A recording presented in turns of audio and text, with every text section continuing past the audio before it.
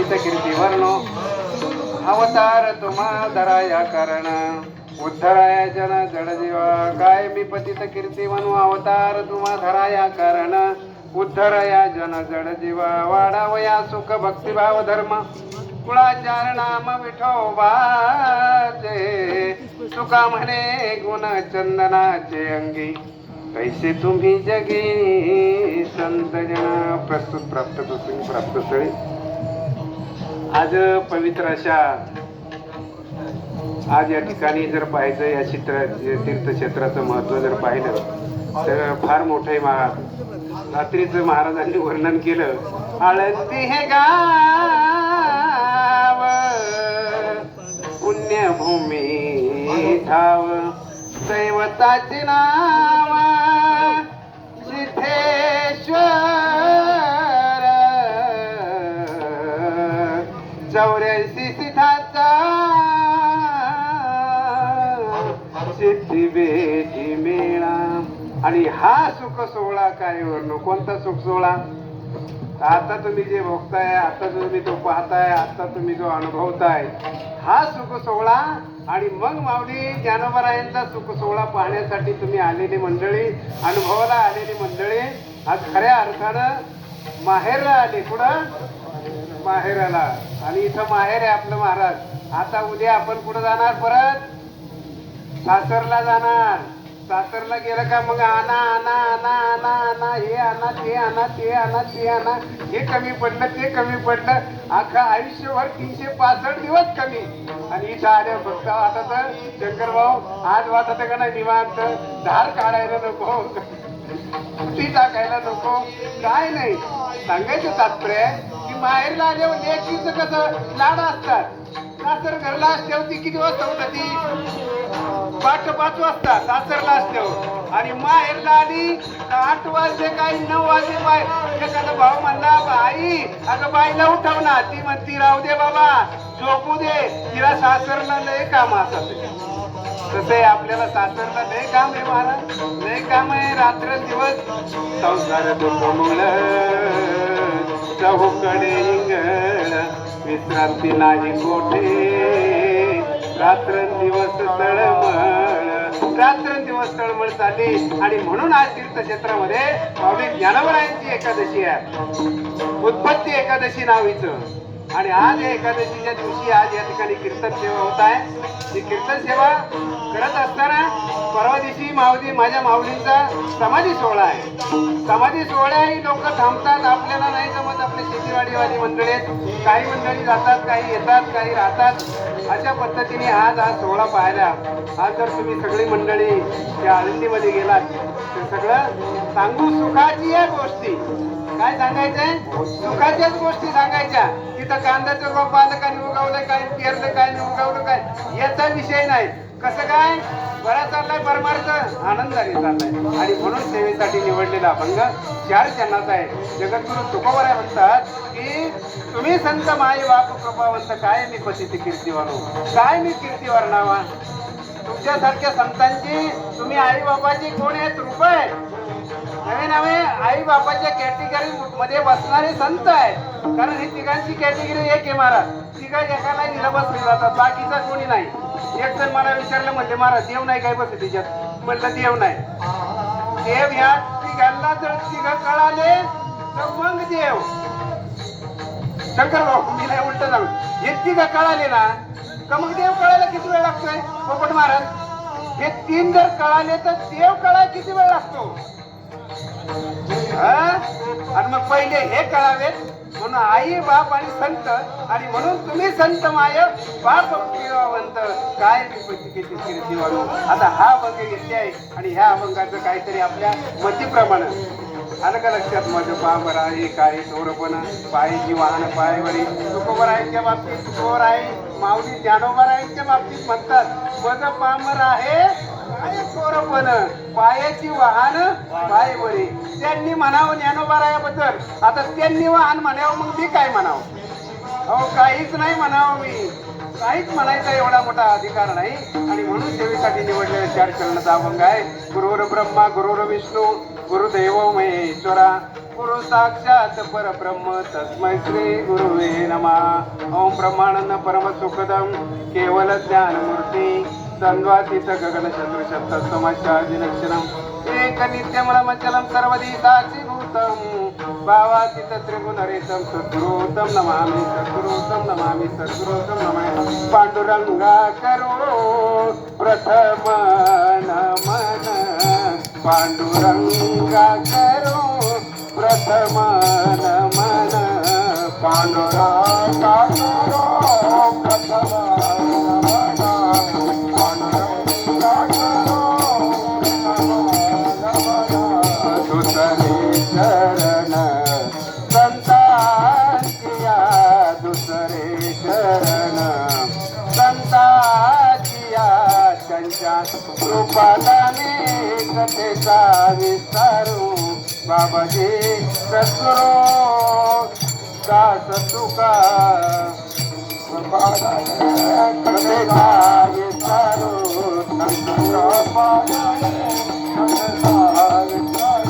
बाबाजी सद्गुरू दास तुका बाबाजी सद्गुरू दास तुका त्यांच्या कृपादाने कथेचा विस्तारू त्यांच्या कृपादाने कथेचा विस्तार.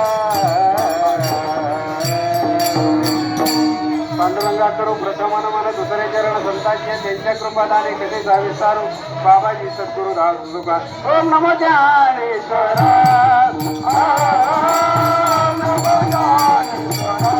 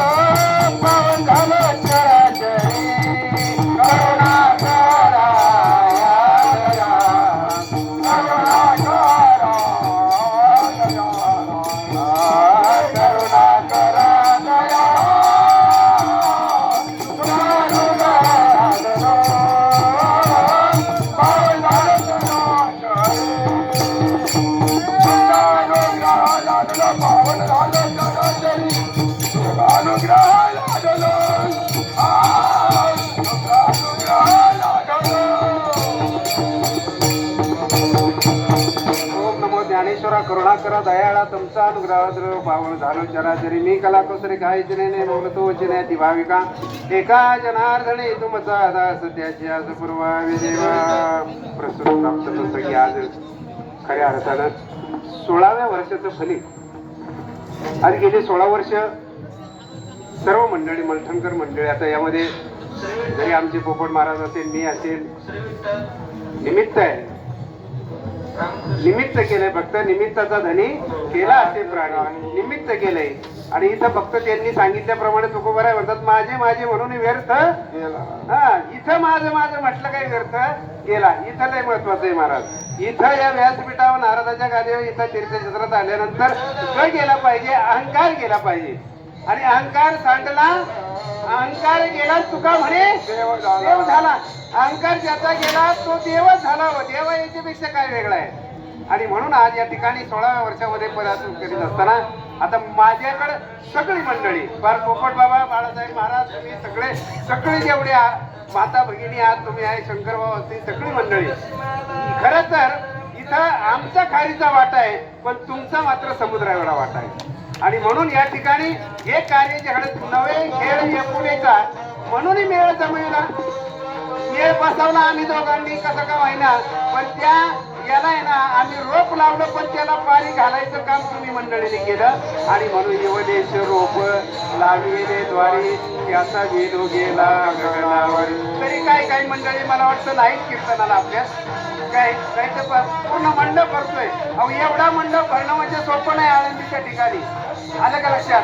मग एवढं करतोय ना आपण हे कोणासाठी तर फक्त त्या भगवंतासाठी, आपल्या नामस्मरणासाठी, चिंतनासाठी, आणि म्हणून या ठिकाणी या 16 वर्षाच्या असणाऱ्या या पदार्पणामध्ये ज्यांना ज्यांना या ठिकाणी जे मंडळी होती, काही हयात नसतील, काही दिवंगत झाले असतील, सगळ्यांना या ठिकाणी श्रद्धांजली वाहतो. जे आहेत त्यांना मात्र उदंड आयुष्य भगवंतानी माऊली ज्ञानोबारायांनी द्यावी. प्रथमतः या ठिकाणी माऊलींच्या चरणी तुकोबारायांची चरणी प्रार्थना करतो. सेवेला सुरुवात करीत असताना मात्र या ठिकाणी आज वर्णन करायचे ते संतांचं, ज्या माऊलीच्या दारात आलंय त्याच माऊलींचं याच्यापेक्षा व्यतिरिक्त करायचं नाही. कारण का? चरित्र ते उच्चारावर देवे केले गोकुळे. जसं काल्याच्या कीर्तनाला आहे तसं संत मालिकेमध्ये संतांच्या गावाला आलो. कारण इथं कुठं आलोय आपण? इथं कुठे यात?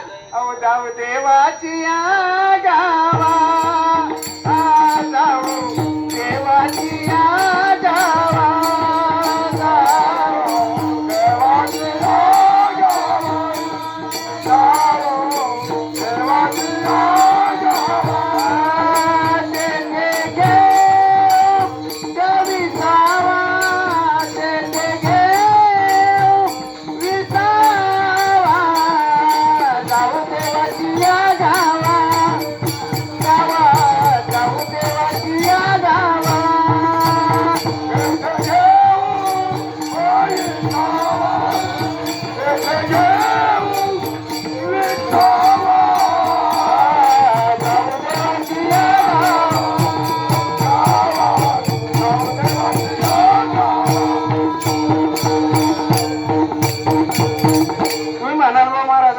म्हटले देव कुठून आला तर सांगतो, माझ्या माऊलीला ज्ञानदेव म्हणतात. काय म्हणतात? तुम्हीच म्हणता ज्ञानदेव तुकाराम, ज्ञानदेव तुकाराम. देवापेक्षा वेगळा नाही हो माऊली माझी, देवापेक्षा वेगळी नाहीच ना. कारण इथं सांगताना संत महात्म्यांनी माऊलीचं वर्णन केलं.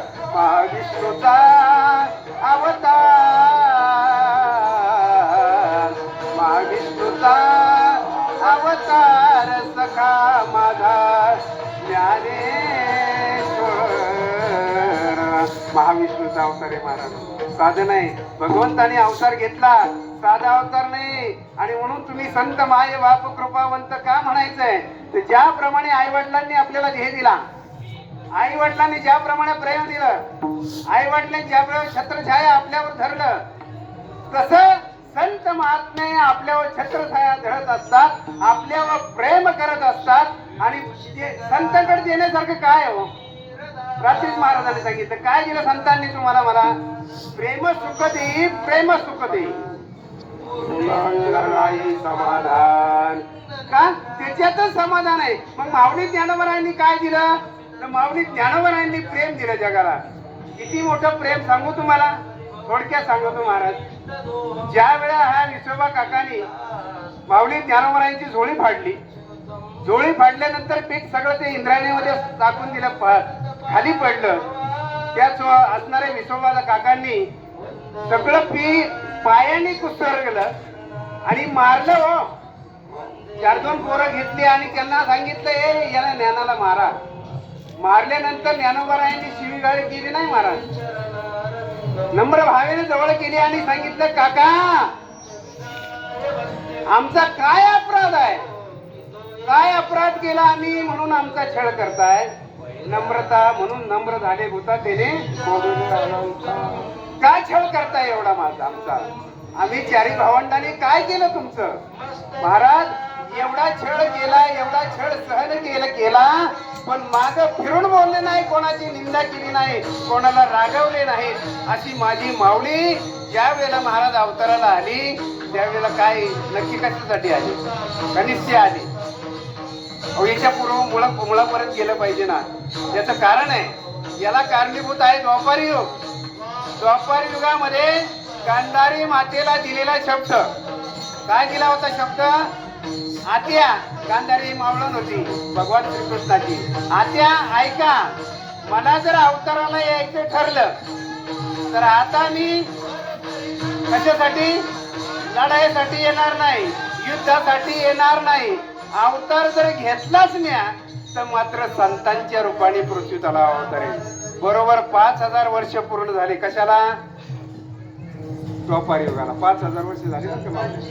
5000 वर्ष पूर्ण झाली आणि मग माझी माऊली अवताराला आली आणि अवताराला आल्यानंतर मात्र त्या ठिकाणी काय केलं, बुडते हे जन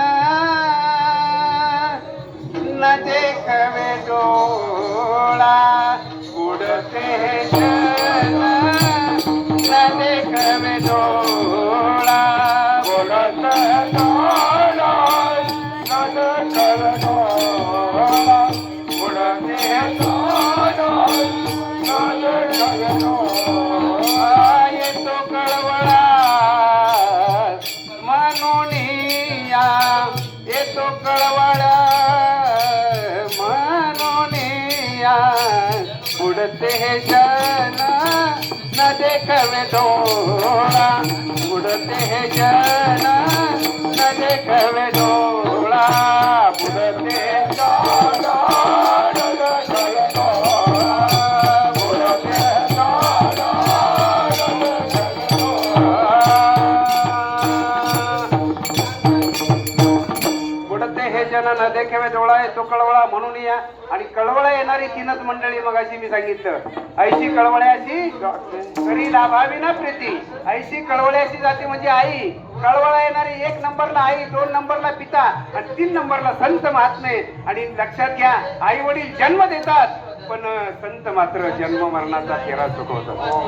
म्हणून कणभर का महिना आई वडिलांपेक्षा संत श्रेष्ठ आहे. लक्षात घ्या, सोपं नाही. सगळेजण आले होते जन्माला, महाराज आले होते, तुम्ही आले होते, भाऊ तुम्ही होते, ताई नारायण बाबा तुम्ही बी होते, सगळे जन्माला आले होते. 20-20, 30-30, मला वाटतं मी 1995 म्हणजे मला वयाच्या 35व्या वर्षी मला परमार्थ मिळाला. किती वर्षी?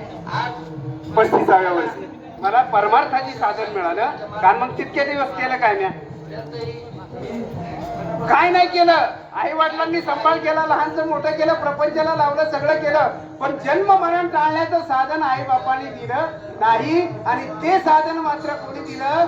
संतांनी दिलं. आणि ते संत मात्र या ठिकाणी जगतामध्ये अवताराला येतात. आणि म्हणून अभंगाच्या पहिल्या चरणाचं गोवर आहे, सांगतात तुम्ही संत माय बा, तुम्ही संत माय बापा कृपावंत, माया बापा कृपावंत, संत माया बापा कृपावंत, संत माया बापा कृपावंत, तुम्ही संत माय बापा कृपावंत, तुम्ही संत माय बाप कृपावंत, तुम्ही संत माय बाप कृपावंत, तुम्ही संत माय बाप कृपावंत.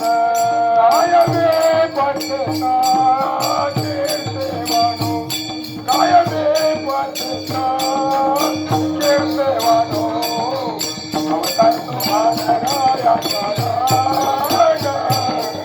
अवतार तुम्हारा या सारा, अवतार तुम्हारा या सारा, अवतार तुम्हारा या सारा, अवतार तुम्हारा या सारा,